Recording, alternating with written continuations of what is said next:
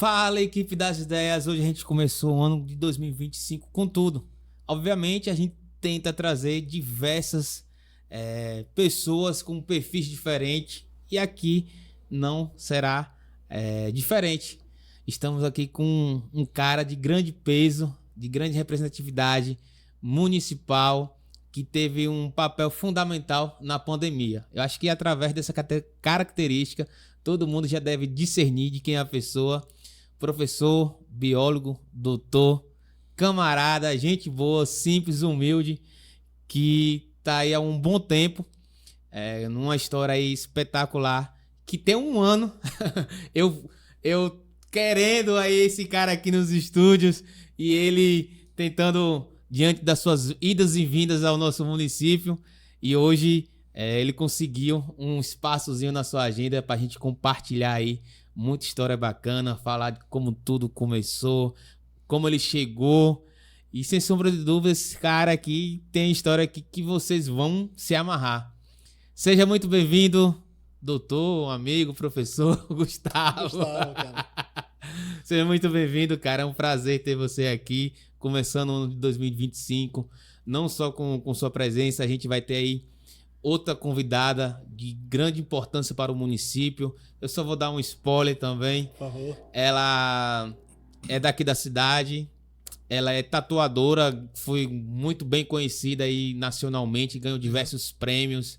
Então, nada melhor que começar um 2025, um janeiro, muito bem de peso, no sentido positivo, e que a gente possa emplacar um ano de 2025 com muita paz, sucesso e prosperidade. Amém, meu querido. É uma honra mesmo estar aqui contigo. Todo mundo, né? Tem esse lado bacana, assim, do nosso município, né? Nosso município tem tanta gente boa, cara. Muita gente boa. Eu tenho orgulho danado, assim, pela nossa região, porque eu não preciso sair daqui para me inspirar. Por exemplo, eu cresci vendo tanta gente boa aí, cara. Acho que até pecado citar nomes, porque a gente vai esquecer muito mais. Realmente. Tantos professores que a gente teve, referências em várias áreas. Você citou esse exemplo de uma tatuadora que ganha prêmios, sabe, fora. No Brasil, muitos profissionais aqui da clínica, comunicação, a área de direito, sabe? É sensacional, assim. Então, primeira honra, e também eu quero também te dar os parabéns pelo trabalho aí aqui, cara. Por essa ideia aqui de tentar compartilhar informação, assistir alguns podcasts, como a gente falou em off, assim. Como eu vi as meninas da psicologia, muitas ideias sensacionais, aqui assim. Também. E garotas, cara, novinhas, assim, 20 e poucos anos, dando um show, assim, de formação e simpatia também. Sensacional, cara. Cara, a gente aqui da House tem um grande número de seguidores, graças a Deus. E antes de tudo, eu queria que você fizesse suas considerações iniciais para que o povo, não só da cidade, que já te conhece, mas quando a gente trata em redes sociais, esse vídeo acaba alcançando locais que a gente nem imagina, né? Não tem limites. Então, compartilhe um pouco aí de sua persona. Olha, eu sou daqui, né? Eu sou daqui de Tucano, mais especificamente de Cranguenhé. Um moleque aqui, igual todo mundo, como todo mundo conhece aqui, filho de uma mãe ali que tava limpando escola para formar gente, uma correria, um pai que trabalhou na roça e depois se tornou agente comunitário de saúde, que transformou a vida pela educação, cara. E aí eu fui estudar, segui a carreira, fiz ciências biológicas, fiz um mestrado em imunologia, fiz o doutorado também em imunologia. Aí eu fui para a USP, da USP eu fui para Oxford, na Inglaterra. E a era para passar um ano, fiz 3 pós-doutorados lá. 3? Fiz na Universidade de 3 Oxford. 3 pós-doutorado? Isso, 2 Então você tem 3 PhD. O PhD é o similar aqui que a gente chama doutorado. Ah, tá. É só nomenclatura. Por exemplo, o meu PhD é na USP. E em termos de nomenclatura, países que vêm de origem latina, e aí você pega França, Itália, França, Portugal, Espanha usa doutorado ou doutoramento. Sim. Esses países anglo-saxônicos, germânicos, já usa a expressão PhD, que é a mesma nomenclatura. Em termos de de comparação, a mesma coisa, doutorado e PhD. Aí os pós-doutorados, que aí já é depois do PhD, eu fiz 2 lá na Universidade de Oxford, aí o terceiro fui para a Suíça, fiz na Universidade de Berna, mas eu já era o pós-doc sênior. Aí foi quando eu voltei para liderar a pesquisa aqui no Brasil, na USP, onde eu estou lá na Faculdade de Medicina. A minha equipe é lá. Então, essa trajetória, mudança através da educação, cara. Essa luta da gente. E por isso, assim, eu faço essa questão, tá falando, olha, de onde eu vim, o que é que a minha história, porque tem muita gente que, cara, que pode transformar, cara, sabe? Muita gente daqui. E a gente aqui em Tucano, a gente tem uma cultura forte. Sim, muito sabe? forte. É diferente, é que a gente vê juízes federais, a gente vê procuradores, a gente vê vários professores universitários. Tem uma brincadeira na Suíça que eu fazia que era, eu falava que eles, Suíça, um mundo diferente. Eu falava, mas onde eu nasci é o lugar que tem mais PhD por metro quadrado. E como assim? Porque Crenguém, por exemplo, tem uns 5, 6, 7 PhDs, 8. Enfim. É mesmo? Sim. Eu não sabia desse detalhe. Que não, tem eu, meu irmão, o William, mais novo. Aí eu acho que a Dedé, Milson, João, os filhos da Ruth. Aí vem o Isaac, o Valdir. Que tá em conquista. Que tá em conquista. Então só eu já contei 7. E aí eu brinco, olha, aqui a gente... E aí tem várias outras pessoas vindo até. Eu peço desculpa se eu esqueci alguém. Aí eu brinco, olha, onde eu nasci é pequenininho, mas é o lugar que tem mais PhDs por metro quadrado. É claro que é um exagero de falar, mas assim, só para chamar a atenção, porque, opa, nós temos muitas pessoas boas aqui também. Eu até comentei com o André Carvalho, um historiador. Isso, o Andrezinho. Ele teve aqui, né, falando sobre o achamento dele. Isso, as descobertas dele, né? Das figuras rupestres e tal. Aí eu até brinquei, bicho, Tucano tem uma diversidade, assim, cultural muito forte. E, além disso, tem uma diversidade de servidores que a gente nem imagina. Você Sim. pega aí, tipo assim, de todos os escalões, a gente tem uma diversidade aí impressionante que, sem sombra de dúvida, é uma referência aqui na nossa região. Porque uma cidade pequena ter tão frutos magníficos. Aí, rapaz, é mesmo. Por exemplo, eu acho que talvez eu seja o biólogo mais conhecido daqui, da região e tal. Mas eu acho que o maior biólogo que tem aqui é o Domingos. Domingos é um cara espetacular. Aquele cara é um gênio. Cara. Me lembrou do Hélio Malho, o professor. O Hélio Malho, que foi professor da gente. Foi professor lá no IST. Isso, o Hélio Malho é inteligentíssimo, fez um trabalho brilhante, assim. Ele estava na ONU, não era? Ele fez um trabalho fora, cara. É um país africano. Foi no Timor-Leste. Foi. Timor-Leste. Foi. Mas pra mim, assim, o maior é o pessoal fala, você é isso. Eu falei, cara, óbvio que eu sou imunologista, eu sou biólogo de graduação, mas eu sou um biólogo fake, né? Eu sei muito pouco de biologia. Eu brinco que eu sou muito fraco de biologia. Meu domínio é na imuno. Eu fiz o mestrado, fiz doutorado, trabalhei com isso mesmo. Meus pós-doutorados com vacinas, então tá vinculado à imuno. Mas, por exemplo, o Domingos, pra mim, ele é o maior que tem. Claro que ele eu brinco com ele que é baixinho, mas pra mim ele é o mais gigante. Ele chegou a ganhar um prêmio. Cara, eu não sei falar quais, mas talvez ele tenha ganhado vários prêmios e que sejam muito menos do que ele merece. É um gigante. O Valdir, por exemplo, é um gigante, cara. Professor de História. Professor de História, cara, sim. É um gigante intelectual. Eu não fui aluno assim. dele, não, mas a gente já foi aluno, né? O Domingos também. Então você vê que tem muita gente sensacional, cara, aqui, sabe? Eu citando esses dois, porque pra mim são dois gigantes, são duas referências. O Domingos era meu amigo da época da capoeira. Você jogou capoeira também? Muito tempo. Então, assim... Mas são gigantes. Pra mim, são figuras que, de verdade, eu não preciso sair daqui pra ver figuras geniais. E isso é diferente. Óbvio, eu fui pra Universidade de Oxford, fiquei, 3, 4 anos lá. Então, naturalmente, eu convivi com os caras mais tops do planeta, sim, porque é o lugar onde é a maior universidade do planeta, assim. Suíça, a mesma coisa. Mas eu te digo, cara, você vê pessoas geniais lá que é o nível desses caras que eu tô te citando. Esses caras se destacariam lá. como eu me destaquei. Sim. Entende, sabe? Então, assim, a gente vê pessoas aqui da nossa terra, assim, nessa condição, eu acho genial, cara. Eu acho brilhante. Por isso, eu tenho orgulho danado, assim, da gente, da nossa história, das nossas pessoas. Esses são caras top, assim, Sim. sabe? Cara, espetaculares. Rapaz, impressionante, Tucano, né? E o que te inspirou a seguir essa carreira científica, né? E focar na área de imunologia, vacinas? Porque, sinceramente, eu nunca imaginei que Tucano podia ter um cientista. A gente sempre via em desenhos e filmes. Tipo, é algo surreal, mas que graças a Deus foi realizado. Assim, pra ser honesto, eu não tinha uma... Eu nem sei explicar direito como eu escolhi isso. Eu acho também que eu fui escolhido, pra ser honesto, assim, porque...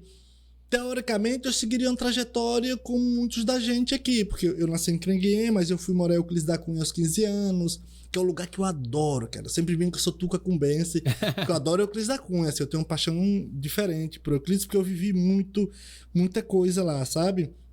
Eu amadureci muito lá. Então, assim, eu fui morar lá com 15 anos, eu trabalhei no açougue. Lá no Jeremias. Isso, eu trabalhei ali no açougue, eu tinha minha banca de carne, em Monte Santo.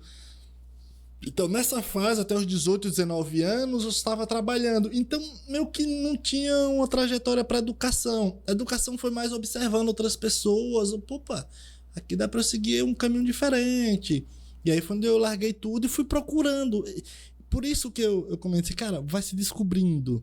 Não faz o plano, eu quero ser médico, eu quero ser advogado, eu quero ser engenheiro. Óbvio que é interessante ter objetivos, sim, mas viva o seu momento. Porque está aberto. Porque, como eu tô falando, eu era um açougueiro até os 18, 19 anos. E aí eu volto a estudar. E aí eu vim aqui pro instituto, fiz o 3º ano aqui no instituto, eu bem mais velha, tinha 21 anos, a garotada com 16 e tal, 17 anos. Fiz 3º ano e fui me descobrindo. O professor Hélio Maia foi meu professor. Então tinha o Valdir, tinha vários outros professores ali muito bons. E eu, o que é que eu vou fazer? E aí eu, fazer ciências biológicas, de repente pode ser interessante.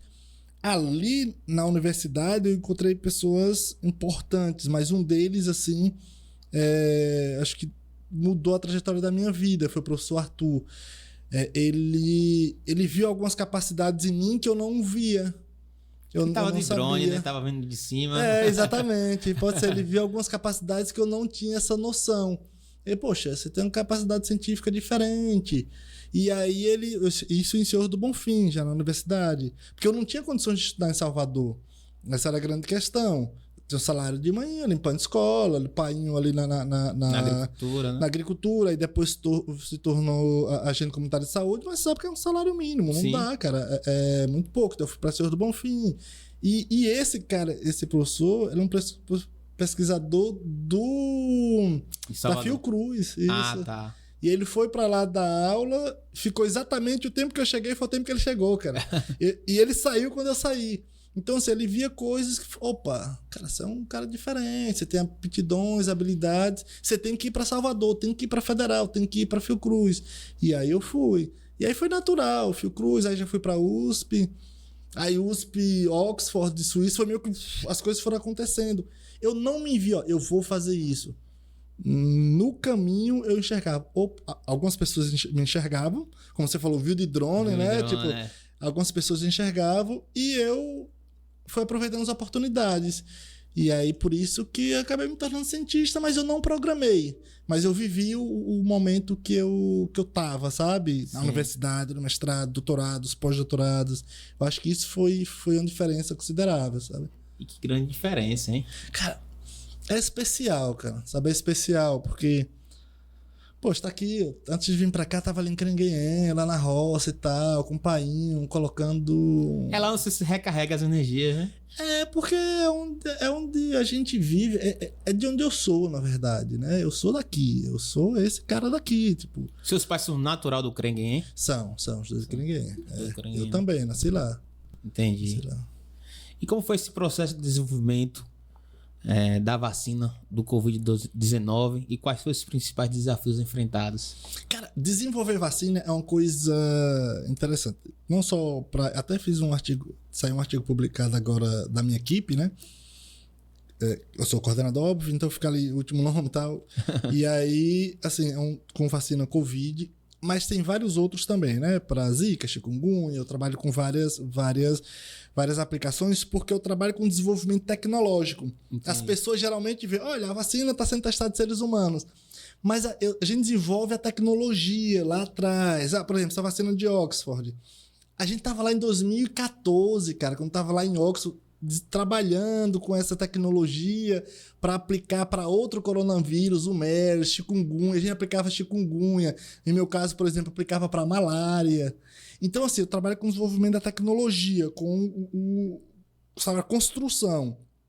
E isso é um tanto quanto desafiador, porque quando tá meio que pronto, assim, e vai para seres humanos, aí dá jornal, dá visibilidade, chega dinheiro, porque você vai investir já no que deu certo. Como a gente trabalha com o desenvolvimento da tecnologia, ao mesmo tempo dá muito mais retorno para nós. Sim. Porque quando quem está trabalhando na aplicação aparece muito, mas pertence a nós. Então são pesos. Às vezes, óbvio, com a pandemia eu ganhei muita visibilidade. Mas se não fosse a pandemia, talvez eu tivesse construindo muita coisa, sem visibilidade, mas tendo mais retorno. Sim, sim. Então, assim, são pesos, são desafios, são coisas bacanas, porque a gente sabe que vai ter... exemplo desse da Covid que a gente publicou há pouco tempo. Eu sei que mais tarde a gente vai aplicar essa tecnologia, mesmo que não seja na Covid, mas para dengue, para chikungunya. Você fala tanto em tecnologia. Pra gente que é leigo, qual seria esse quesito tecnológico? Inteligência artificial? Porque só vem isso na minha mente. Não. Basicamente é o produto. Uhum. Porque a vacina ela é feita de vários componentes. O produto principal dela para a construção da vacina, muitas vezes ela não é a vacina da Covid. Ela é por exemplo, tem lá um vírus, digamos. Sim. O vírus ele é reconhecido no nosso corpo como algo estranho, né? Exato. Então por isso que o sistema imunológico ataca ele. O que a gente faz? Ok, a gente pode manipular esse vírus. A gente pode tirar a capacidade dele de causar doença, porque pode. Um exemplo básico é se você pegar um homem e tirar o saco, sim, tirar os ovos, ele não vai reproduzir. Sim. Ele vai estar ali, mas não vai reproduzir. A gente faz vai isso ficar também. Estéreo. Vai ficar. Exatamente. A gente pode fazer isso com vírus. Tem uns promotores, a gente vai lá, arranca. Então a gente monta estrutura, ou pega só estrutura específica e monta o composto vacinal. Que seja reconhecido como estranho, sim, mas que não produza doença, que não gere, que não se reproduza. Então, isso basicamente é o que a gente faz. Óbvio que a gente tem que fazer muito bem feito para não causar doença, sim, né? Sim. Então, às vezes demora anos, às vezes demora décadas, mas quando houver a necessidade, a gente tá ali para aplicar. Que foi o que aconteceu com o Covid. Você falou, olha, mas a vacina foi desenvolvida muito rápido. Que rápido, pô. A gente tinha estudos lá, esse RNA mensageiro, vem sendo estudado desde 1990. É mesmo? Agora, óbvio, quando chegou a pandemia, todo o conhecimento juntou e aplica rápido. Eu dei exemplo dessa vacina de Oxford lá em 2014, trabalhando com malária. Era só aplicado em forma diferente, mas a tecnologia em si foi assim, veio estudar há muito tempo. Achar que fizeram um carro agora... porque carro... Isso quanto tempo já vem somando conhecimento, sabe? Aí faz mais rápido no final. Olha, a tecnologia... Cara, você vem estudando há muito tempo. Carro é muito popular. E é muito fácil de ver, né? É muito fácil de ver. E ciência é algo vedado, né? Mas assim... É porque não é visível também. Isso. Né? Mas é fácil de ver. Tanto é fácil de ver que as pessoas geram dúvida hoje em vacina, em ciência e tal. Cara... Como foi gerado, né? Como foi gerado e como ainda é gerado. A questão aqui é... Cara, a gente cresceu, cara. Eu sou da década de 80, então eu nasci em 82. Então meu início da adolescência é na década de 90. Velho, a gente fazia campanha, cara, na escola pra tomar vacina, cara. A gente tomava aquele revólver ali, deixava a marca. A marca. Então, assim, isso é histórico da gente. Isso... E antigamente, assim, bem histórico mesmo, há não sei quantos anos atrás, era a única pistola para todos, né? Exato. A mesma agulha. Exato. Então, assim, você pega o histórico assim de vacina e a gente conseguiu controlar várias doenças, cara. Então, assim, a desinformação, quando ela é bem articulada, ela gera medo. Sim. Tá? Essa é a questão. Qualquer informação, quando ela é bem articulada, mesmo que não tenha sentido técnico, ela convence o outro. E aí onde está esse movimento? Porque também, quanto maior visibilidade, maior retorno financeiro. Sim. Então, assim, essas são estratégias, e uma das melhores estratégias é gerar medo. Se gera medo, todo mundo vai olhar o que é o quê. Então, isso é uma estratégia que tem sido feita, mas a gente vive com... A ideia basicamente é servir a vida. Eu brinco, ó, nosso trabalho é para servir a vida. Tá? A vida para além de nós. Porque a gente, sei lá, em 50 anos a gente tá lá tomando vinho com Jesus. Então a gente não vai estar aqui, mas as coisas têm que continuar. Entende? As coisas têm que dar continuidade. E essa coisa de desinformação é imediatista. Talvez gere até um retorno financeiro, gere até um retorno comercial, mas é imediatista. O que a gente faz é para se perpetuar. E como pega essas pessoas leigas, assim como eu, às vezes pegar informações muito técnicas, mas tudo bem elaborada, de uma forma para desinformar. Na sua opinião, no seu parecer, quais os canais que você acha melhor para uma busca de informação verídica? Então, hoje não é tão simples definir quais os melhores canais. Por mais que a gente apresente, por exemplo, aqui é um canal Sim. que vai chegar em várias pessoas com informações cuidadosas, tá? Que as pessoas, ok, dá para confiar, porque tem um cara aí que tá gerindo, então tem um histórico, aí traz um pesquisador, um cientista, que tem um cuidado para passar. Beleza, isso é um deles.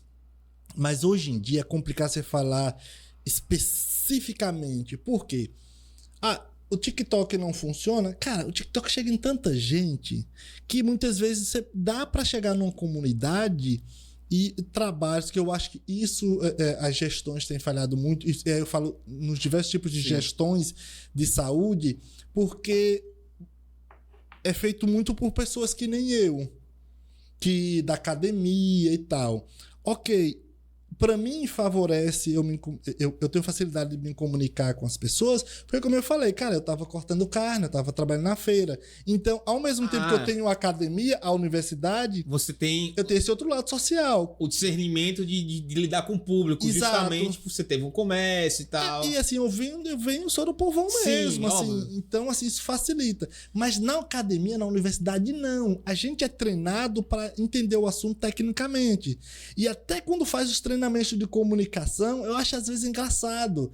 Porque eu falo, cara, você tá pra falar com as pessoas do audiovisual, mas aquele padrão de pessoas que buscam informação na internet. Se jogar em um rádio, por exemplo, que comunica muito, ainda é um meio de comunicação muito importante, às vezes se perde. Então, eu digo isso para que esse trabalho de gestão seja somatório. Deixa eu trabalhar com canais como esse, a trabalhar com a rádio, mas não dá para esquecer as redes sociais. Entende? Não tem como deixar isso, porque senão fica um mundo a parte de ninguém. Chega um maluco lá e começa a fazer coisas com ideias articuladas, que vai convencer as pessoas. Então, hoje, não tem como, com a força da comunicação, não tem como trabalhar de saúde ou qualquer tema sem ter a compreensão da multiplicidade das comunicações. Uhum. As informações corretas precisam estar em todos os meios. Entende? Não tem como demonizar nenhum meio, porque senão a gente perde.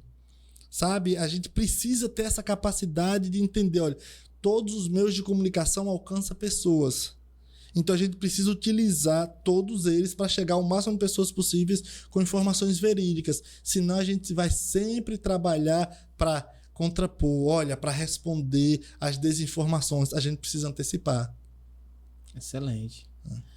E como você disse mesmo, é o pessoal da academia levar um diálogo muito mais comunicativo, utilizar termos mais assim de povão, porque a notícia vai chegar nesse público. Exatamente. Eu lembro quando nesse pico da pandemia e tal, algumas vezes eu falei, pessoal, olha, Hoje eu tô aqui na universidade, tô aqui na USP e tal, tenho uma vida boa e tal, moro, tenho minha casa, minhas condições legais. Eu posso falar, pessoal, fique em casa. Beleza, eu fico, não vai modificar meu salário, não vai modificar nada, eu vou ter que comunicar. Quando eu me vejo aos 17 anos trabalhando ali, olhando para mim mesmo, ali na feira pública da Cunha, se essa informação chegasse para mim, eu quero que ia estar na minha cabeça. Olha, eu prefiro morrer de Covid do que de fome. Exato. Então, por isso que às vezes ser tão simplista, falar fica em casa, é pouco.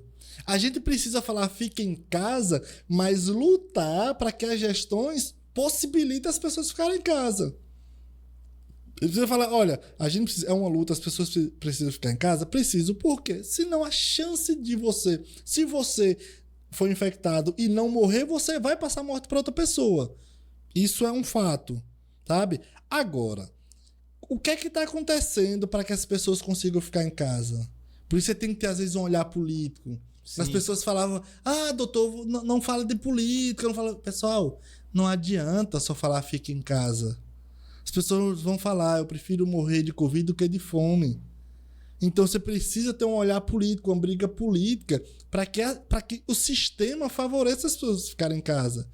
E quanto mais eles ficarem em casa nesse momento, maior a chance da gente voltar logo para o sistema funcionar e gerar dinheiro. Exato. Sabe? A gente precisa abafar agora, a gente precisa fechar esse vírus, combater, vacinar, aí depois a gente volta com tudo. Então, muitas vezes a gente precisa ter esse olhar, entende? Esse olhar um pouco mais amplo, não ter uma capacidade única de, olha, é assim que funciona. Cara, não vai dar certo assim.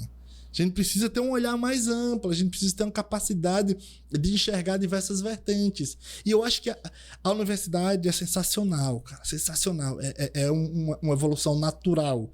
Porque quando você fala House of Ideas, é uma casa de ideias. A universidade é isso. Isso. Esse é o princípio da universidade. É uma academia. É uma academia. Você junta as pessoas numa casa para desenvolver ideias. E aquelas ideias, ela gera filosofia. Sim. Essa é a questão filosófica. Quando você pensa, você filosofa. Então, isso quando você pensa entre muitos, você cria um ambiente filosófico. E aí é onde entra a parte de um grupo já mais... Opa, a gente tem que provar.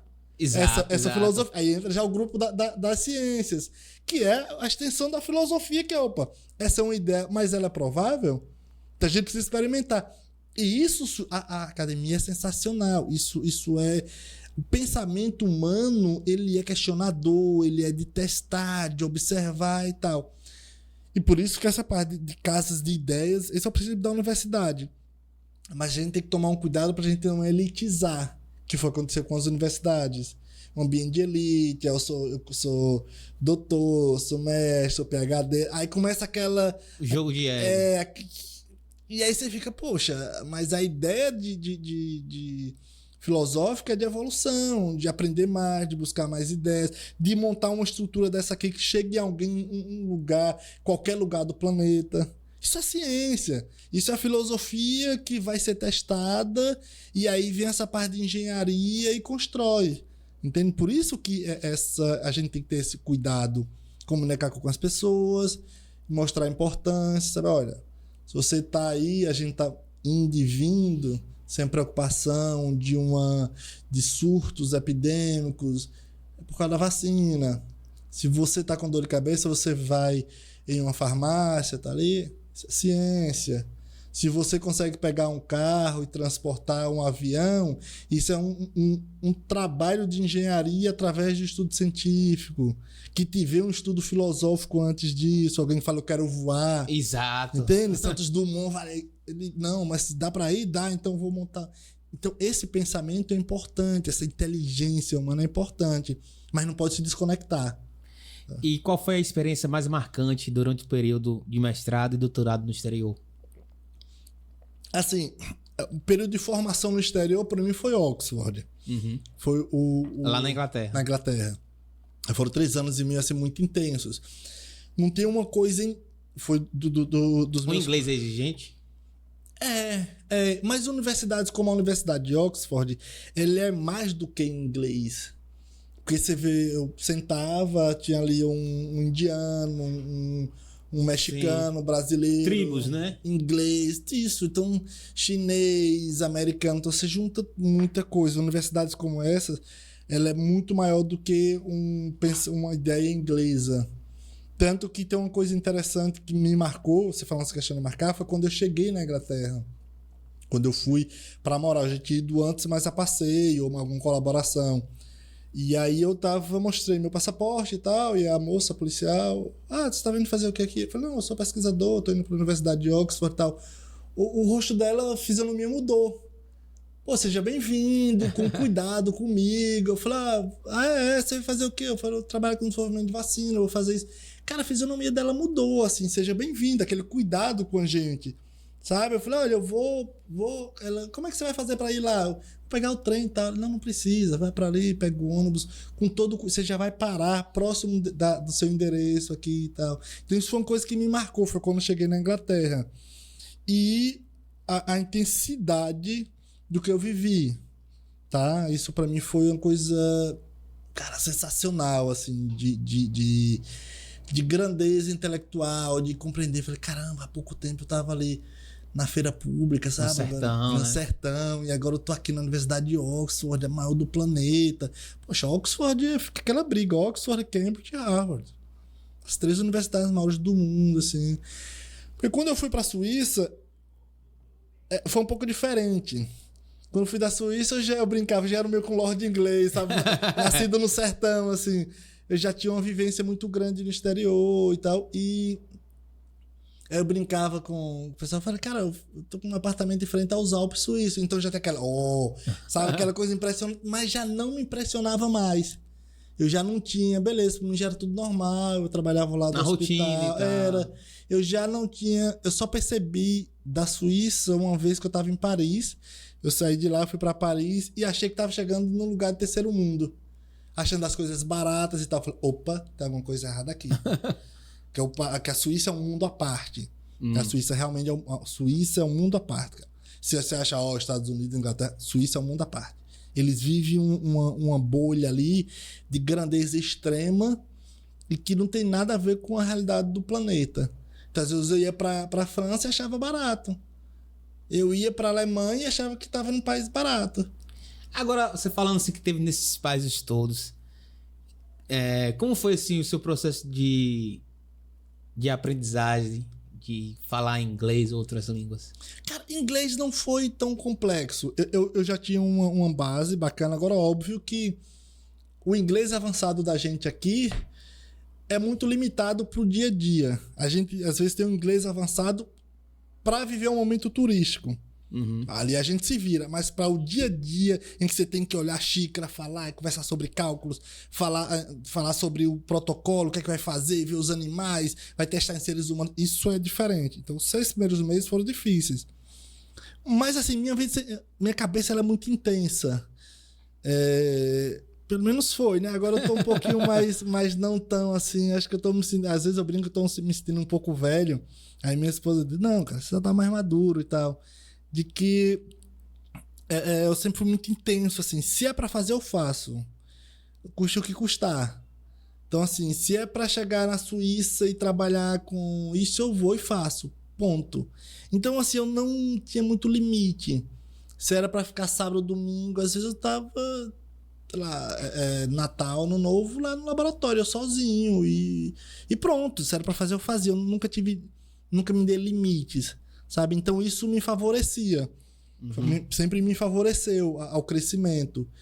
Isso ajudou muito, assim. Agora, óbvio que também tem seus contras, né, gente? E quais línguas? Você só fala só inglês? Pra falar mesmo, português e inglês, tá? O resto, cara, é tipo o inglês que a gente aprende no Brasil, entende? Tipo, ok, como é que você tá? Conversa. A gente se vira ali. Agora, pra vivência mesmo, é inglês e português. Que é suficiente pra gente se virar no mundo. Entende? Em qualquer lugar eu falo inglês, assim. Alemão, você não... Não. Alemão diz que é difícil pra caramba. Na Suíça, Suíça é um país engraçado, que é um país pequenininho, mas que tem uma parte que fala alemão, outra francês, outra italiano, tem outra latina, e às vezes cidades. Aqui é a parte alemã, no meio da cidade, e aqui é a parte francesa. Eu tava na área alemã. E, cara, eu tinha que aprender o alemão High German, que é o alemão da Alemanha, e depois adaptar para o alemão suíço. Cara, eu não vou focar nisso, eu vou focar na ciência. Eu gosto de ciência. Todo mundo aqui fala inglês, vai ser inglês mesmo. Então, eu falava inglês no dia a dia. Aí eu, claro, fiz uns cursos lá de alemão, porque era obrigado e tal, mas não desenvolvi, não. Entendi. Era inglês, do dia a dia, ia pra lá, ia lá pro rooftop, lá no teto, assim, aquela parte lá onde fica em cima na casa do hospital, os restaurantes e tal, subia lá pros Alpes Suíços, todo mundo falava inglês, ligação ao chefe, então tava tudo certo.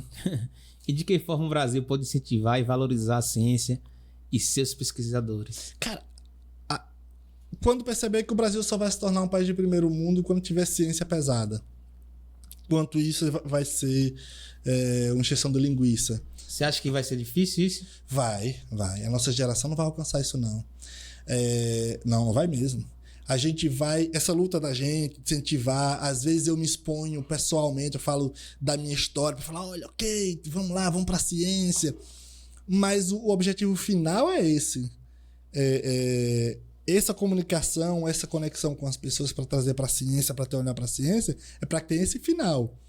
É para que a ciência se torne top. Para ser honesto, é a única chance que a gente tem de o país em si, para ter chance de se tornar um país competitivo internacionalmente, só se for com ciência. Uhum. Se não for, não vai ser. Vai produzir, sabe, não sei o que de gado, carne, terra disso. Vai mandar para o exterior e aí eles lá desenvolvem tecnologia, melhora a carne e eles ganham dinheiro. E aqui ganha um pequeno grupo que é os donos da terra. Para o país em si, o país precisa vender tecnologia, precisa vender vacina. O país precisa vender, sabe, o que não é visto, mas é caro. Sei. Entende? Tipo, um anticorpo, vai alguém que tá com uma doença X, que não tem como parar aquilo ali, vai lá, aplica um anticorpo. Uma dosezinha, 50 mil reais. Como assim um negócio desse 50 mil reais? Porque a gente paga tecnologia do exterior. É como foi feito na Coreia do... China também fez, óbvio. Mas China é uma coisa mais controvérsia. Mas, por exemplo, a Coreia do Sul é um exemplo melhor. A Coreia do Sul, na década de 80, era um país, desculpa a expressão, insignificante. O projeto dele, insignificante falando cientificamente, em termos de tecnologia, de dinheiro e tal. Não socialmente. Mas, nesse sentido, foram 30 anos, 40 anos investindo. Hoje até essa questão da mídia, filmes, a gente assiste filmes, a gente compra carro dos coreanos, a gente, sabe, a gente compra muita coisa deles, porque eles investiram pesado nisso. Para ser honesto, esse é o único caminho. O resto é filosófico, que é importante. Importantíssimo, filosofia, mas tem que provar, tem que montar ali, tem que provar, e é isso que dá dinheiro, é isso que gera grana pesada para um país, é o desenvolvimento científico e tecnológico, é produzir mais carne, produzir mais, sabe, criar mais boi em menos terra, é gerar muito mais produto em menos espaço, é destruir menos a natureza e ganhar mais dinheiro, entende? É você exportar o carro, é você fazer como a Infraé, que você produz tecnologia de aviação. Entende? Sim. Isso é ciência pesada. Esse é o único caminho que a gente tem para sair disso. Caso contrário, é isso aí. Você fica lá, essa encheção de saco. O Brasil aumentou tanto por cento. Aí entrou outro, caiu. Sabe? PIB. O PIB aumentou um pouco, o PIB diminuiu, o emprego aumentou aqui. Velho, o país não vai se tornar um país. O Brasil não vai se tornar um país de ponta, assim, para encarar esses outros países como Japão, Estados Unidos, China, Coreia do Sul. Não vai encarar sem ciência pesada. Pode ter certeza. Entendi. E de que forma o Brasil pode incentivar e valorizar mais... não, perguntei. Você tem um trabalho em outros países, além relacionados à Covid, né? Você poderia citar alguns? Assim, a gente trabalha, além de Covid, a gente trabalha com vários colaboradores, né? Tem nos Estados Unidos, como Inglaterra, Suíça e tal. Você troca as informações. A gente às vezes consegue até projetos juntos. Sim. Então, soma projetos, na verdade. Um projeto eu vou fazer aqui, outro projeto a gente faz aí. Então, isso vai somando. Alguns colegas na Austrália. Então, isso é uma coisa... Ciência internacional.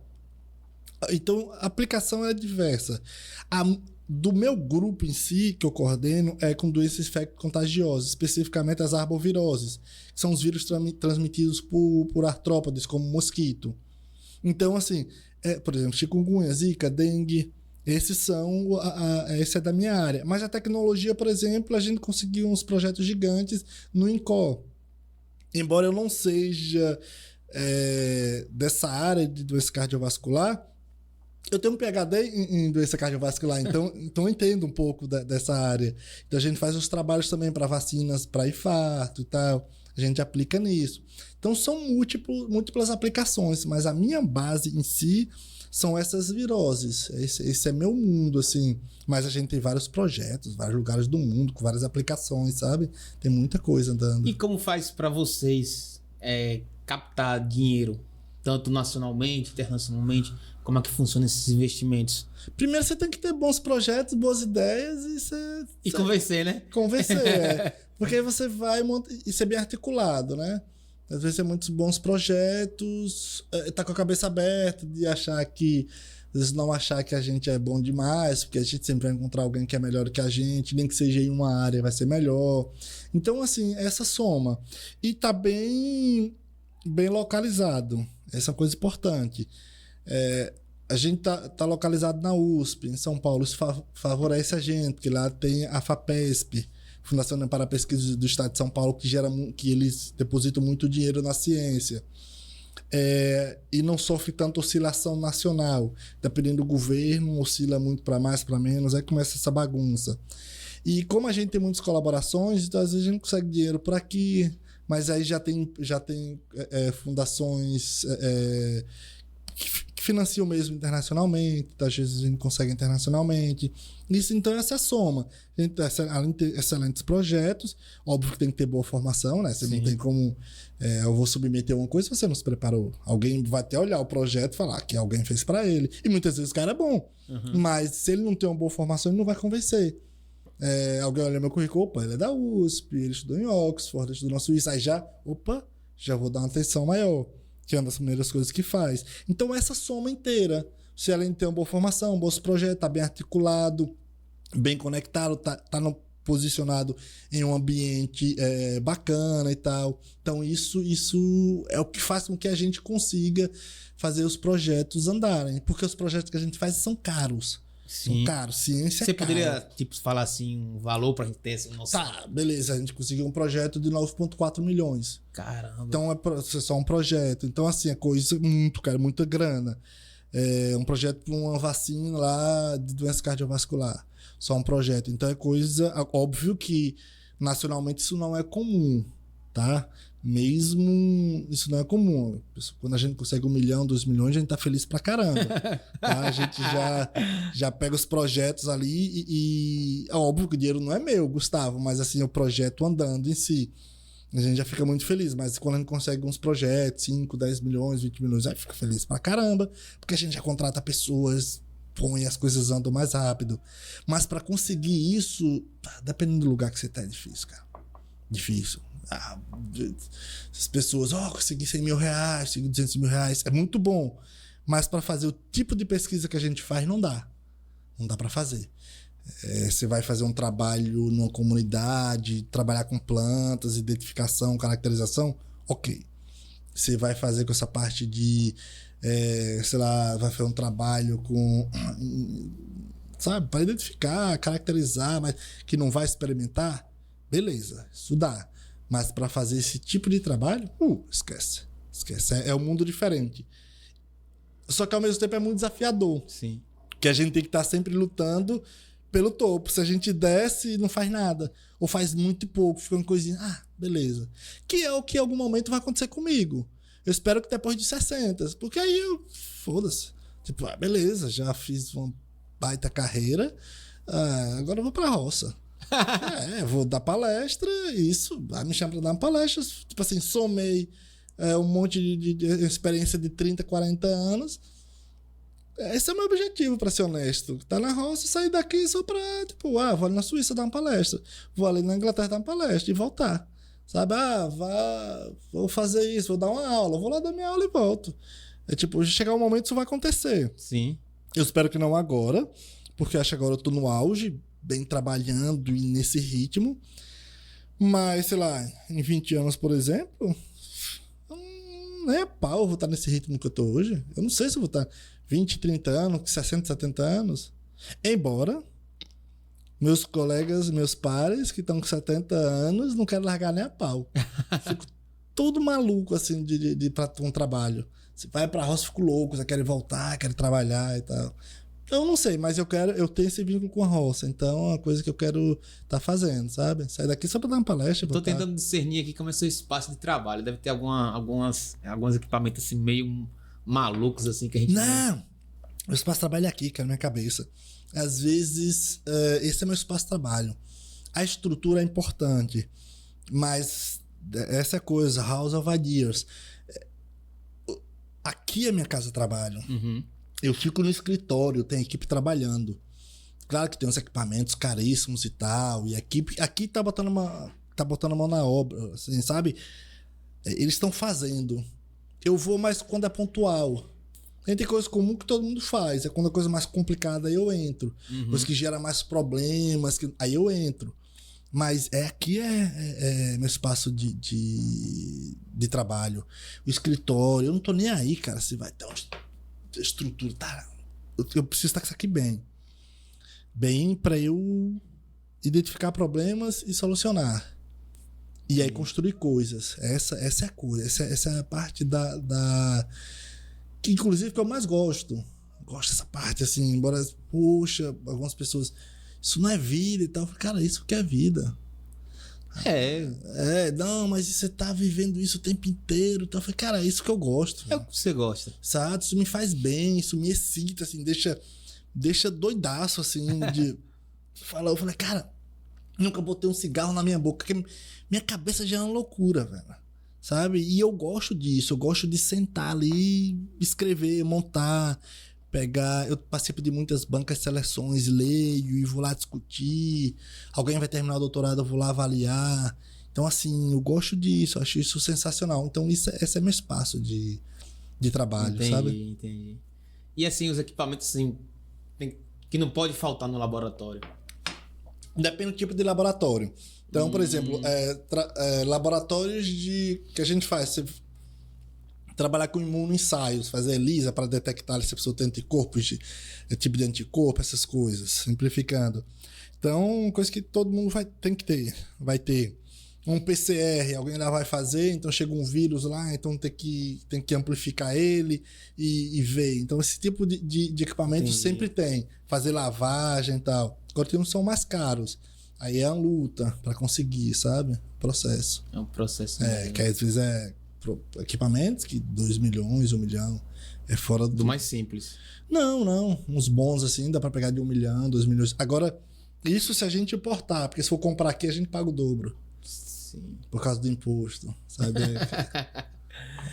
E como você enxerga a evolução das vacinas no futuro, especialmente com o uso de novas tecnologias como RNA mensageiro? Então, RNA mensageiro, vacina de DNA, vacinas de VLP, Virus-like Particles, ou partículas semelhantes a vírus, de vetores virais, que basicamente você pega um vírus para carregar uma informação que a gente tem interesse. Isso é um processo natural que provavelmente vai fazer com que a gente passe uma ponte que eu acho que talvez seja uma das mais complexas, que é para trabalhar, não sair. A gente fica cada vez mais forte no desenvolvimento de vacina contra a doença infecto-contagiosa, por exemplo, uma virose, as doenças infecciosas. Isso a gente vai fortalecer cada vez mais, mas passar a ponte para entrar nas doenças crônicas, né? Doença cardiovascular, câncer e tal. Por quê? Tem uma coisa que é importante a gente ter na cabeça. Com o desenvolvimento das vacinas, entre outras evoluções, óbvio, mas com o desenvolvimento da vacina, a gente impediu, a sociedade, tá? A ciência, tá? A pesquisa, impediu com que houvesse muitos surtos, por exemplo, como houve com a Covid, com que houvesse com frequência. A vacina, ela previne isso. Beleza. Consequentemente, aumenta a expectativa de vida. Pessoas, imagine nossos avós, assim, com 40 anos, falam, poxa, é um cara velho. 50 anos é o cara velho. Hoje você vê uma pessoa com 60 anos, é o cara jovenzão. Então, a expectativa de vida vai aumentando. Consequentemente, aumenta também o número das doenças crônicas. Sim. Aumenta as doenças crônicas, como câncer, entre outras doenças, tá? E aqui onde a gente tem que trabalhar forte. Tratar é importante, óbvio. Mas, assim, prevenir é melhor. Sim, sem dúvida. Né? Ao invés de você tratar um câncer, você previne ele. Então, eu acho que esse é o grande passo, assim. Esse é a nossa grande expectativa para que utilize essas tecnologias para aplicar isso. Então, isso é um processo natural. Porque, cara, a cabeça cientista é complexa, graças a Deus. Eu acho que sempre dá um jeito para conseguir resolver essas situações. E tem que resolver, sabe? Sim. Tem um ponto que a gente discutiu no início do nosso bate-papo, mas que está aqui nas indagações, que é a desinformação. Isso serve para a gente só dar uma reforçada. Né? Durante a pandemia foi um grande problema. Como você lidou com isso e como cientista e como comunicador? Além disso, eu quero agregar outro fator. Recentemente, houve-se né, conversas entre amigos e tal, muita gente adoecendo constantemente, às vezes infartando diariamente. Aí uns dizem, foi por causa da vacina. Uhum. Aí qualquer coisinha, vacina. Então, como responder para essas pessoas tudo isso de uma forma muito comunicativa, que você sabe dialogar, porque sabe lidar com o público, e diante dessas indagações? Então, a desinformação, geralmente ela faz de forma bem articulada. Por exemplo, a sociedade inteira foi vacinada. Aí alguém lança, olha, pode estar causando esse cardiovascular, infarto. As pessoas veem, as pessoas infartando. Opa, será que é a vacina? Então, assim, isso é uma forma bem articulada com as desinformações. As desinformações, elas não são bobas. Elas não são passadas de forma idiota. A questão é... Aí eu falo a parte da casa de ideias, meio filosóficas e com pensamento científico. Tá. Vacina, a gente cresceu escutando. Você é adulto e vacinado. Se vira, sim, você consegue... a famosa frase da mãe, exato, né? Você é adulto e vacinado. Você já tem condições de seguir para o mundo. Sabe? Olha, quando a gente fala... Lembra que eu falei sobre as doenças crônicas? Sim. Ah, mas tem pessoas morrendo de infarto, pessoas jovens. Tem diversos fatores para causar, por exemplo, doenças cardiovasculares. Tá? São diversos fatores. E a vacina não tem essa capacidade. E eu vou explicar por quê. Enfim, então, a doença cardiovascular é a que mais mata no planeta. São as doenças cardiovasculares e depois é câncer, segundo lugar. Isso é o que mais mata. Já há muito tempo. Tá? Isso você vai ver e vai continuar vendo infartos e você só não enxergava antes porque não queria ver. Mas enfim, antes da pandemia. Vacinas. A vacina, ela não tem essa capacidade de afetar. Quando a gente desenvolve uma vacina, uma das lutas nossas é para que a vacina fique mais tempo em nosso corpo. Porque quanto mais tempo um corpo estranho, entre aspas, está ali no corpo, mais o sistema imunológico está atacando. Então, favorece com que a memória, a capacidade da vacina seja mais duradoura. Mas, infelizmente, não é tão duradoura assim, porque a gente não consegue manter ela muito tempo ali. O sistema imunológico destrói ela, constrói ela muito rápido. Porém, o vírus tem essa capacidade. Por exemplo, o coronavírus, ele tem... como a gente chama na ciência, ele tem um tropismo muito grande. Ou seja, ele tem a capacidade de chegar em diversas partes do corpo. Por exemplo, infectar várias células, entrar em várias células. Você via pessoas que tinham as pernas super fortes, quando saía depois de um Covid, a perna fininha. Pessoas que tinham problema no coração. Pessoas que tinham problema no paladar. Pessoas que teve problema de esquecimento. Porque o vírus, ele pode atacar várias partes. Entre elas, as células do epitélio. Basicamente, nossas veias, artérias e tal, ali, tem essas células que fica nela, chamadas as células epiteliais. O vírus infecta essas células. No que infecta, ele vai se replicar. E esse processo de estar infectando essas células e destruindo as células pode formar trombo ali. Então, o vírus pode causar isso. Uhum. Não a vacina. Só que a pessoa fala, todo mundo, muita gente tomou a vacina. Praticamente também muita gente foi infectada pelo vírus. Então fala, olha, a culpa do infarto pode ser da vacina. Não, pode ser do vírus. Porque o vírus se espalhou. O vírus tem essa capacidade de infectar aquelas células. E quando ele destrói uma célula, o sistema imunológico vai ali para lutar contra o vírus e fazer o reparo do tecido ali daquelas células e tal. Só que muitas vezes pode gerar um trombo ali. Com a resposta inflamatória continuando ali, sabe? Então, assim, a desinformação, ela não é boba, ela não é à toa. Fala, opa, todo mundo tomou vacina, quase todo mundo, a maioria tomou vacina, então, consequentemente, o infarto é por causa da vacina? Só que não cita. Praticamente todo mundo foi, não todo mundo assim, mas a grande maioria foi infectado com o vírus. Sim. E por que não o vírus? Se é o vírus que causa, que pode infectar, pode chegar em várias partes do corpo. Imagine se o vírus pega alguém que está com as pernas lá fortes e faz ele definhar, imagina o que faz com a veias e artérias. Se faz com que a gente esqueça um monte de coisa, imagina o que não faz com veias e artérias. Entende? Então, esse é o risco, esse é o medo. Só que se você está vacinado, a chance é bem menor. Porque quando o vírus entra, o sistema imunológico já está preparado e ataca. Então, as desinformações, a gente precisa levar a sério. Elas articulam muito bem. Muito a gente precisa, na verdade, ir à frente.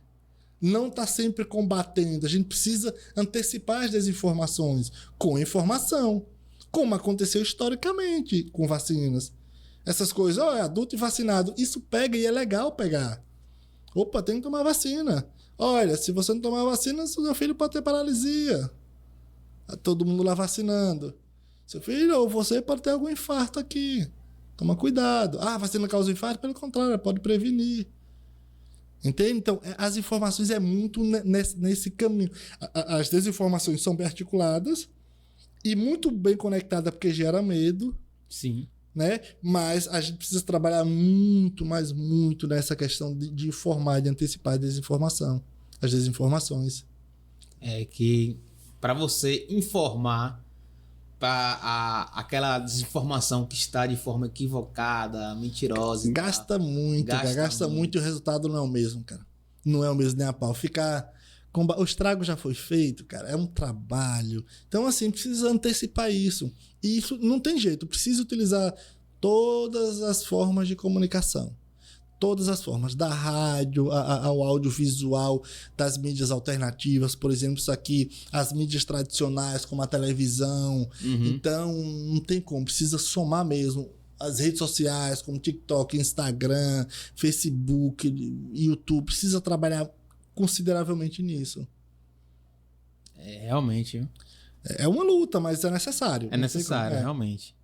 Quais são os maiores obstáculos para a ciência no Brasil atualmente, tanto em termos de financiamento quanto de políticas públicas, né? Então, a gente fala muito isso, questão de aumentar o financiamento e tal. Aumentar o financiamento é óbvio, é importante demais. Mas aumentar de forma muito bem projetada, que é o principal foco.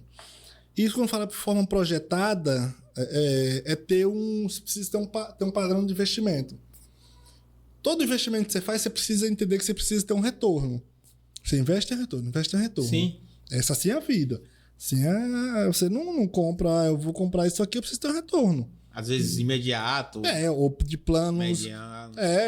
Como é ciência, precisa pensar a médio e longo prazo. Longo prazo. Mudança de país e tal. Então, essa projeção, esse projeto precisa ser muito bem articulado. E, consequentemente, você precisa convencer a Câmara a ter um apoio para isso. Porque senão, se a presidência investir, falar que vai investir, e a Câmara cortar, fica essa confusão, para lá e para cá e tal. E é onde entra essa possibilidade de se tornar políticas de Estado, não políticas partidárias. Sim. Porque esse outro candidato via entrar, ele não pode ter essa capacidade de mudar e atrasar o país inteiro. Eu acho que esse é o grande desafio. Sabe? Ter projetos que façam da ciência políticas de Estado, em que um candidato não pode mexer. Porque tem que ter projetos a curto, médio e longo prazo. Eu acho que esse é um dos maiores desafios. Não é só, eu vou aumentar, eu aumentei 30%, ao próximo, aí faz com que, se você me tirar daqui, vai cair. Aí fica aquele joguinho político e tal, e a gente acaba perdendo muitas figuras geniais pro exterior, e isso é um prejuízo gigante pro país. Porque você forma, para formar uma pessoa que nem eu é caríssimo, é muito dinheiro. Então você desde a formação de base, a fazer mestrado, doutorado, estudar no exterior e tal, e aí de repente você fala, ok, agora eu vou embora. Você investe tudo, tá bom, agora eu vou embora. Entende? Então é um prejuízo gigante. Isso vai somando por falta de segurança. Então as pessoas não vão se sentir seguras, eu vou buscar em outro lugar. Porque as pessoas têm, isso é natural do ser humano, vai buscar melhoras. Só que assim, pensando em país, você precisa entender que, olha, precisa ser muito mais projetado. E quando eu falo muito mais projetado, a gente tem que tomar cuidado também com o preconceito. Por quê? Muitas vezes você fala, eu não vou votar em alguém que não tem um PhD. Cara, não é bem assim. Tá? Tem os representantes de povo, das pessoas que não têm essa formação inteira, mas que fazem um trabalho genial. Tem pessoas que pode ser um deputado, vou dar exemplo, um deputado aqui que não tem essa formação inteira, mas é inteligente. Sabe quem está ao lado dele. Pessoas inteligentes que vão organizar o projeto dele. Tem que ter confiança, óbvio. Inteligência, monta os projetos, vai lá, apresenta, defende e pode aprovar. É um cara bem articulado. Por isso que eu falo, a gente precisa tomar cuidado para que não... vota em mim porque eu tenho um PhD, eu tenho... Aí fica uma coisa meio... Pode gerar um preconceito e tal. Óbvio, quando a gente junta o útil ao agradável, tem uma formação e é uma pessoa que tem uma capacidade, isso é importante, capacidade é importante. Mas não quer dizer que pessoas que não tenham aquela formação inteira não façam um trabalho bom. Então, por isso que esse olhar é importante ter. Sabe, sem o preconceito, mas opa, isso aqui pode defender algo bacana. Porque você tá vendo, ok, chegou aqui, me deu um negócio, eu voltei, tá. Mas esses 4 anos eu não tenho direito de cobrar, porque ele, entre aspas, me pagou, eu não tenho direito de cobrar. Você tá pensando em você, mas seus filhos e netos vão continuar lascados. Realmente. Entende? Sabe? Você você condena seu filho e seu neto quando você faz isso. Quando você pensa no imediato para ganhar pelo seu suporte, você pode até ganhar algum, mas está condenando os seus filhos e seus netos e seus bisnetos. Por isso que a gente precisa ter aquele olhar um pouco mais cuidadoso, olha. E por isso que eu citando isso. Não é que alguém tem que ter o mestrado, doutorado e coisa assim para votar. É importante que seja alguém inteligente, para que seja alguém que tenha essa capacidade de estar com pessoas boas ao lado, e tem que ter pessoas bem articuladas. Pessoas que não têm formação, entre aspas, não tem muita formação, mas é super articulado. E consegue fazer as coisas andar. Não consegue escrever o projeto.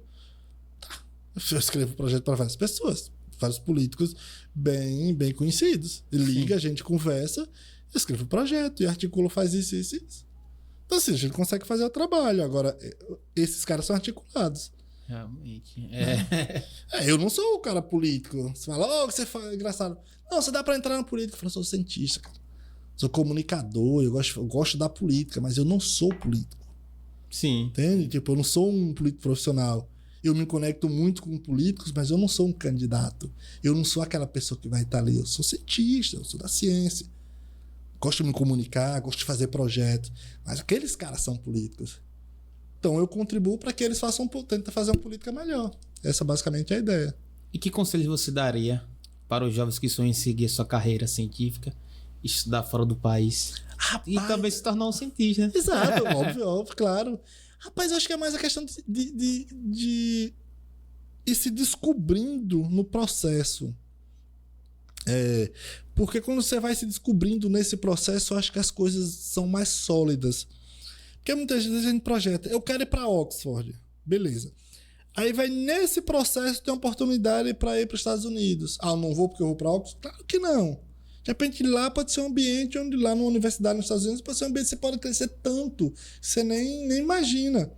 Eu vou para a Universidade do Paraná. Não, mas eu quero ir para outros. Cara, de repente o Paraná pode ser um ambiente sensacional. Tá a Universidade do Rio Grande do Norte, tá a Universidade de Pernambuco. Só dando exemplos, eu acho que tá aberto essa descoberta contínua que é sensacional. E aí você vai chegar a um ponto que você nem vai saber explicar direito. E tudo que você explicar vai ser ínfimo, vai ser muito pequeno comparado à sua trajetória. Eu acho que isso que é legal, assim, olha, cara, seja descoberto, mas também seja intenso. O que você está fazendo na universidade, seja intenso. Viva aquilo. Estude. Corra atrás. Aproveite também a vida, né? Eu falo, olha, eu só viveu de estudo. Nada. Eu tomar umas lá no leste europeu e ir lá tomar umas, ir lá namorar. Claro, mas já tinha feito meu trabalho, meu velho. Feito meu trabalho, estudar, tava uns dias de folga e aproveitar a minha vida. Sabe? Pego minha mulher aí, vamos pra praia, bora. Agora, óbvio, no seu trabalho, seja intenso. Faça bem feito. E seja meio que, às vezes, porra louca mesmo. De, pô, vou fazer isso e vou e pronto. Que eu acho que vai chegar um momento que é difícil explicar a trajetória da gente.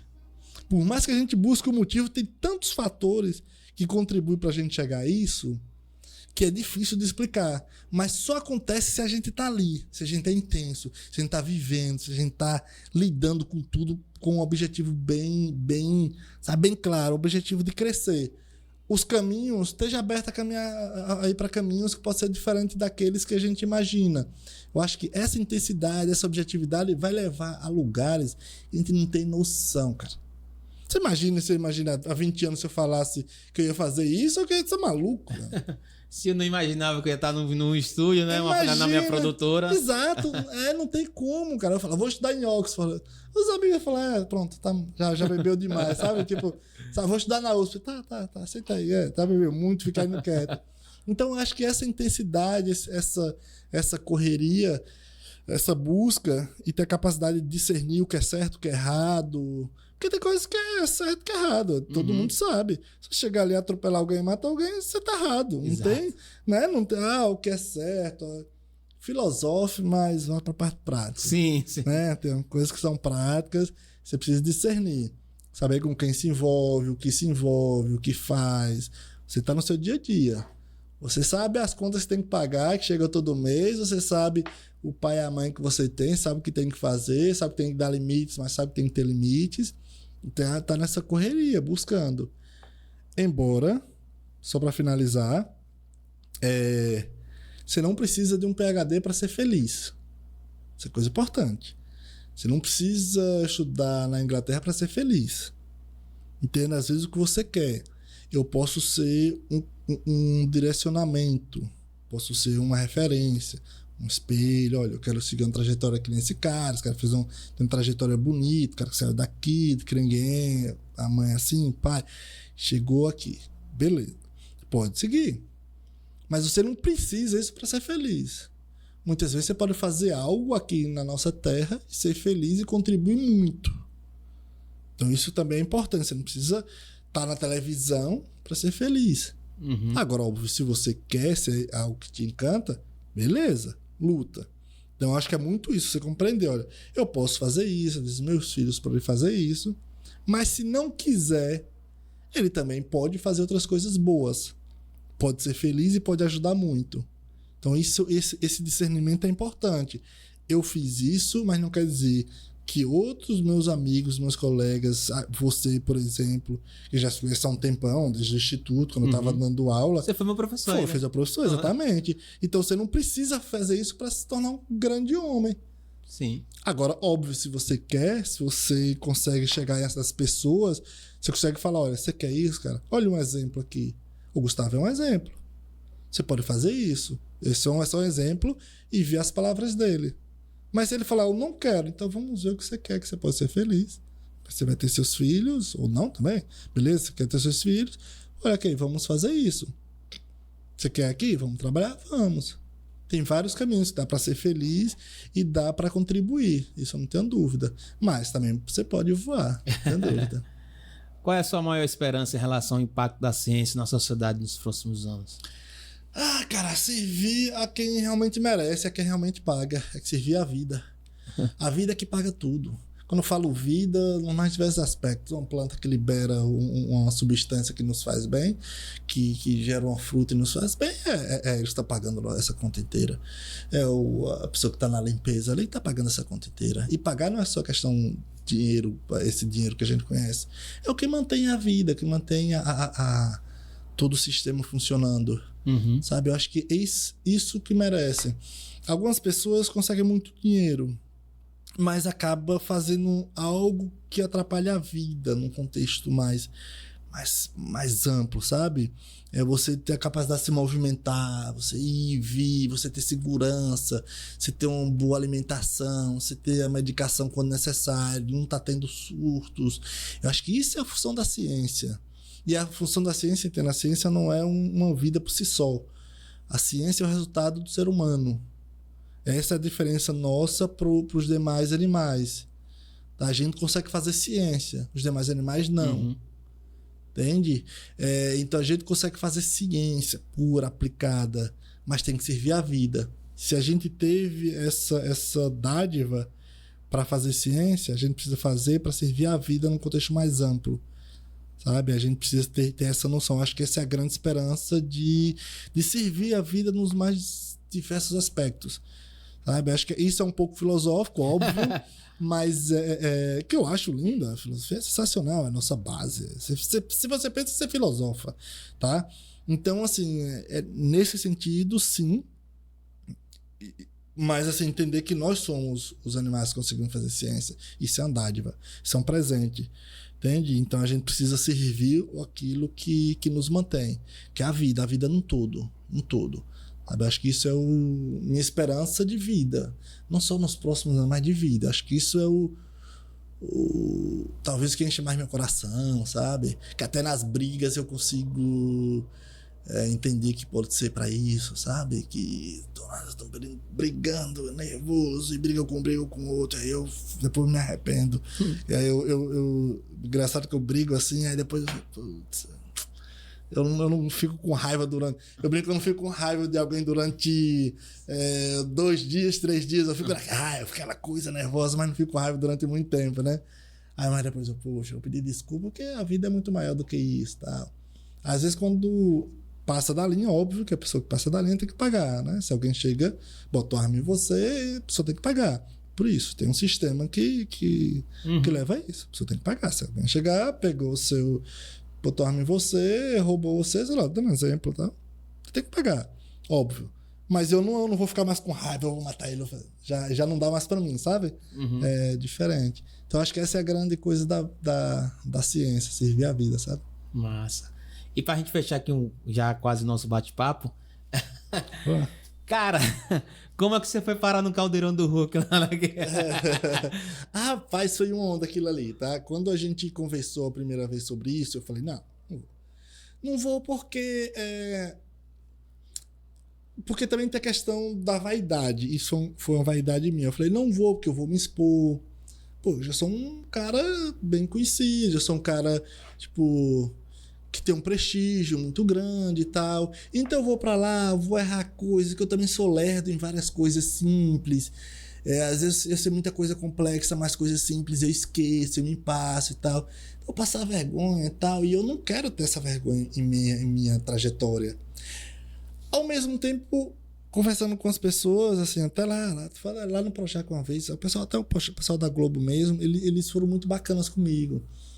Falaram, doutor, você tem uma história muito bonita. Isso é muito mais do que dinheiro. E o mundo está vivendo um período muito complexo.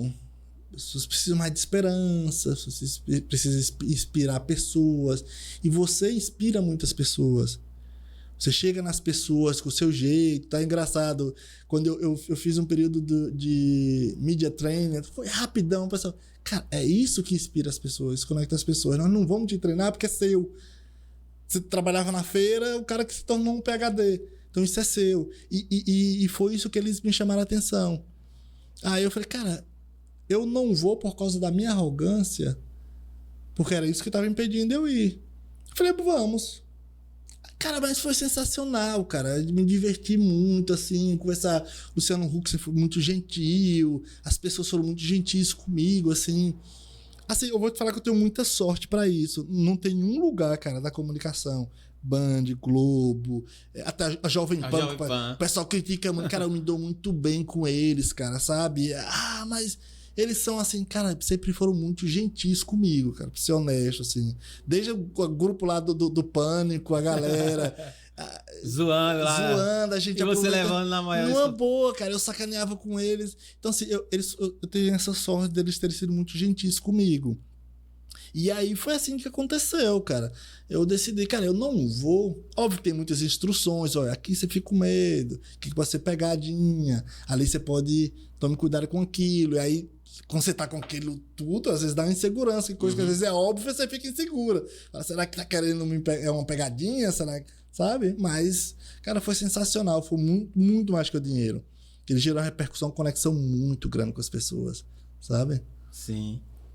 Pra finalizar nosso bate-papo, fica à vontade. A gente tem uma tradição aqui de fazer um bate-bola. Pode fazer sua pergunta aí, Nathan.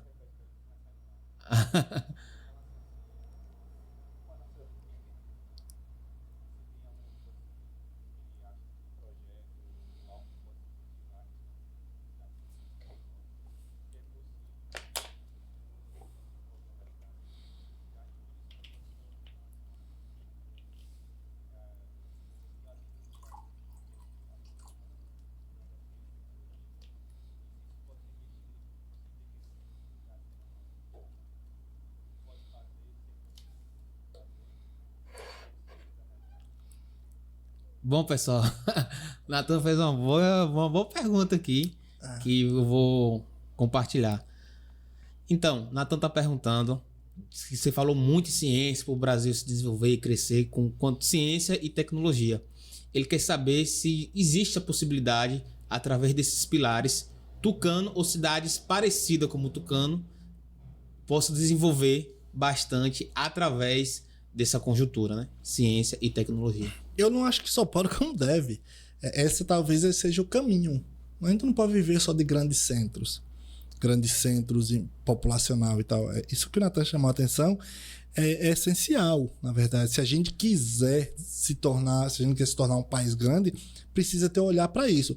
Eu vou aprofundar um pouco nisso, mas eu só dar um exemplo para as pessoas entenderem. Quantos moleques são bons de bola pra caramba aqui que a gente vê jogando na rua? Inúmeros. Você acha que isso não tem também na ciência? É só questão da gente enxergar. Porque a gente foi treinado pra ver, a gente gosta tanto de futebol, que eu gosto de futebol, que a gente sabe quando o moleque é bom de bola. O moleque joga e fala, poxa, esse cara é sensacional. Se tem um projeto muito bem articulado no futebol aqui, esses moleques vão brilhar. Vão dar um show. Isso também é na ciência. Desculpa. Embora eu já tenha sido descoberto, entre aspas, tarde, eu consegui voar. Mas quantos moleques aqui não são geniais e a gente não consegue enxergar? E muitas vezes ser genial não é só ser bonzinho na escola, não. Que eu nunca fui bonzinho em escola, nunca fui certinho. Mas ter capacidades. Isso se faz com projetos direcionados. E aí onde entra as inteligências. Porque as inteligências, elas, por mais que pessoas, como eu, Domingos, Valdir, várias figuras geniais aqui, sejam bons, que possam ajudar, mas quem faz isso é quem está aqui no dia a dia. Entende? Quem faz isso é quem está com os projetos nas escolas. Quem faz isso é quem está em secretarias que consegue articular projetos na escola, por exemplo, para desenvolver projetos, e aí vai conectar inclusive com outros municípios, para recuperar, por exemplo, nascentes, para recuperar o rio Itapecuru, para desenvolver projetos de recuperação da vida, e aí começa já a trabalhar com essa parte de animais, já com essa parte vegetal.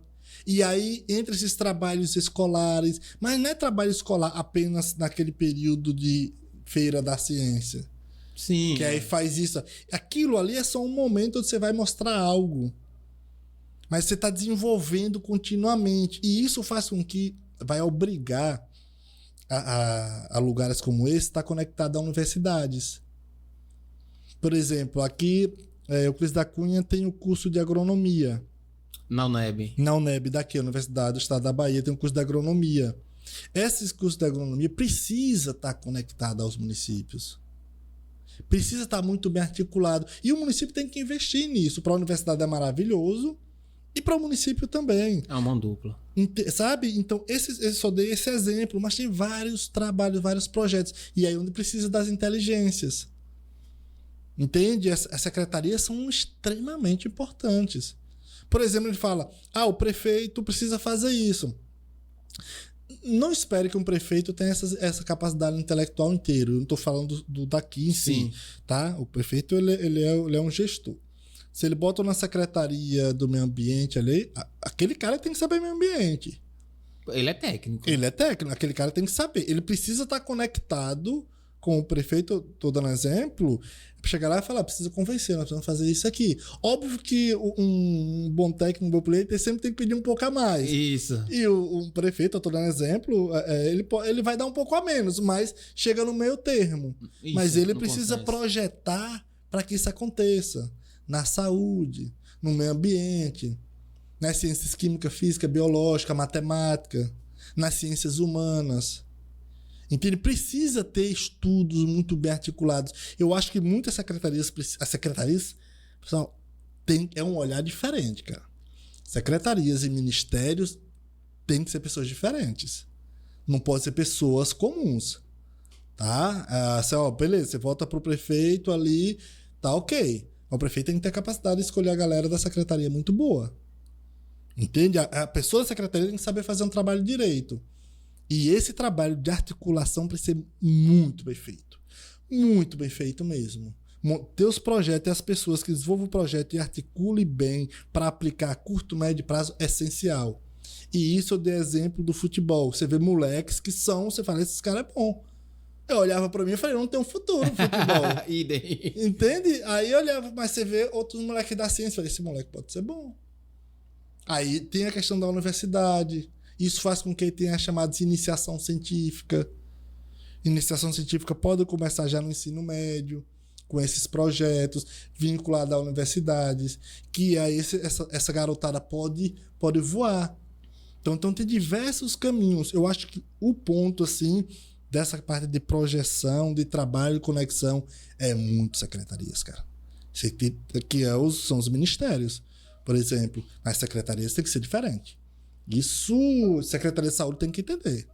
Secretaria de Saúde não pode estar, sei lá, alguém está precisando de ser mandado para Salvador, olha, eu botei aqui no computador, vou esperar.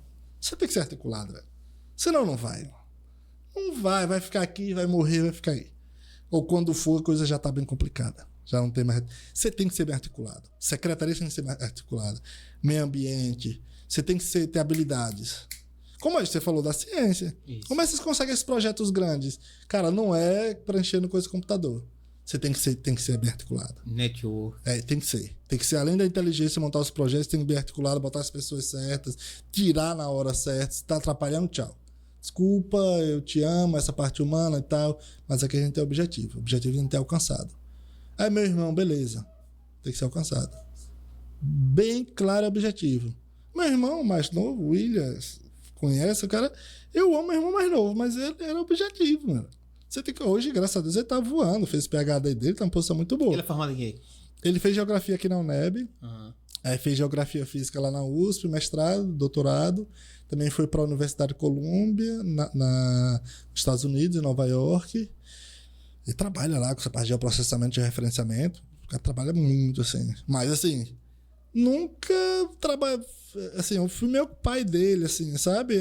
Tem objetivos claros para alcançar. Não foi, não, tô ali com ele. Beleza, tava com ele, mas você tem que alcançar esse objetivo. Senão, não vai ter meu suporte, simples assim. E meu trabalho é assim, não tem outra de... Gustavo vai assumir isso, eu vou conseguir muita coisa com ele. Você vai até conseguir, eu só não sei se você vai ficar. Entendeu? Sabe? Você vai até conseguir, ó. Vou conseguir muita coisa. O Gustavo tem uma posição tal. Sou amigo dele, eu vou estar lá com ele. Beleza, pode até conseguir. Eu não sei se 6 meses depois você vai estar comigo. Porque se você conseguir, eu acho que o pau vai quebrar. É meu amigo de infância. É, de direito. Mas o pau vai quebrar. Você vai ter que responder isso aqui. Mas... Amigo, as coisas não funcionam de forma muito tão simples, não. Então, assim, essa turma tem que saber fazer isso. Essa turma não tem papo. Você está numa gestão disso daí, você tem que dar resultado. E a ciência você vai através daí, projeto e muito bem articulado. Excelente. Então vamos lá pro nosso... E aí, Nobre, gostou da resposta? Tem mais alguma dúvida? Então vamos lá. Eu não suporto. Cara, gente chata. Gente chata é. Porra, às vezes com gente complica demais coisas e. Eu adoro. Suco de caju. Eu não respeito. Cara, fascista. Tenho um profundo respeito por... Pela vida. Meu sonho de consumo é... Rapaz, eu não sei Além se... de comprar o sítio. Eu não sei se eu tenho um sonho de consumo em si. Eu vou falar viver bem. Meu maior complexo é...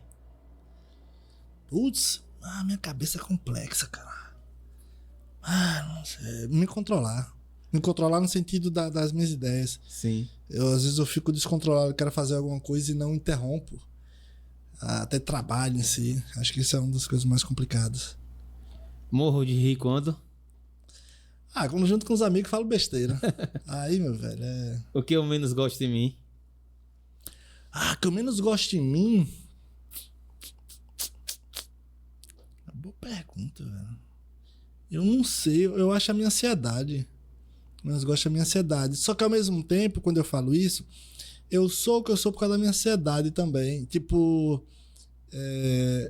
eu falo com o pessoal, cara, eu cresci muito por causa da minha raiva, assim, meu ódio, assim, então isso gerava ansiedade, eu queria fazer, Então, às vezes, por mais que eu não goste, eu sei que a minha trajetória, a minha história é por causa da minha raiva e não me contentar com o que eu tinha. Sabe? Então eu não queria ser um cara que não fosse muito bem sucedido. Não necessariamente financeiramente, porque acho que é muito simplista. Bem sucedido nos mais amplos aspectos, assim, sabe? Só que a minha ansiedade também, poxa, me arrependo, assim, às vezes. E o que eu mais gosto em mim? Minha ousadia. Minha ousadia. Eu faço coisas assim que... Coisa em tão curto espaço de tempo, eu fazer coisas gigantes. Isso é porque era minha ousadia mesmo fazer as coisas. Uma palavra que eu defina. Não sei não. Eu não sei se eu consigo... Corajoso, eu acho. Eu tenho coragem danada assim, de sair daqui e ganhar o mundo. Acho que isso. Pois bem, pessoal, finalizando aqui esse bate-papo aqui desse podcast da produtora Casa das Ideias, seu novo espaço de formação. Quero agradecer imensamente por ter aceitado o meu convite. Foi, sem sombra de dúvida, uma aula aqui de aprendizado, porque podcast é isso, é reunir diversas tribos e a gente está aqui, ó, debatendo, conectando e aprendendo. De antemão, suas considerações finais. Obrigado, cara. De verdade, é uma honra estar aqui. Eu acho que a gente vem tentando isso há um tempo. Por estar aqui contigo, cara. A gente se conhece já há um tempo. Esse respeito, esse carinho. Com tantas pessoas que a gente tem aqui, não é? Mesmo que a gente não consiga ver tantas pessoas, isso é uma forma de se conectar a elas, sabe? Então, assim, e parabéns pelas suas ideias. Obrigado. Pela iniciativa, sabe? Porque isso soma muito, isso pode somar muito. Acredito demais que pode somar. Parabéns, boa sorte, força. Obrigado, aí, cara. E é uma honra, cara, estar aqui, de verdade, cara. A honra é toda minha. Obrigadão, meu amigo. Valeu. Então, pessoal, finalizando aqui esse bate-papo. Um dos primeiros bate-papos do ano de 2025, um bate-papo aí top. Então é isso, muito obrigado, até o próximo podcast. Casa das Ideias, novo espaço de informação.